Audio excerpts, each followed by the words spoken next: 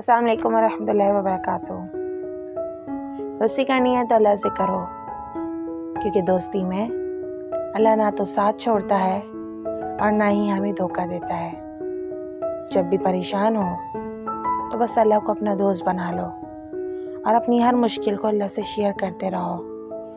तुम जुबान से बातें ना भी करो तो वो तुम्हारे दिल में बसता है।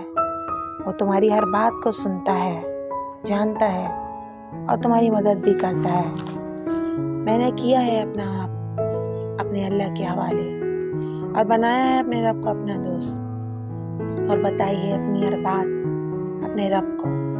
और पता है, मुझे वो सुकून कहीं नहीं मिला जो अल्लाह से अपनी हर बात करके मिला है। वो रब करीम है, रहमान है, रहीम है। वो अपने बंदों को गिरने से पहले थाम लेता है। जब कोई हमारी आवाज़, हमारी पुकार को नहीं सुनता तो वो रब है जो हमें सुनता है और हमारी बातों का जवाब देता है सुकून की शक्ल में। अल्लाह तुम्हारी हर तकलीफ, हर दुख को जानता है और वो ही है जो तुम्हारी हर बात सुनकर तुम्हारी रूह को तस्कीन पहुंचाता है।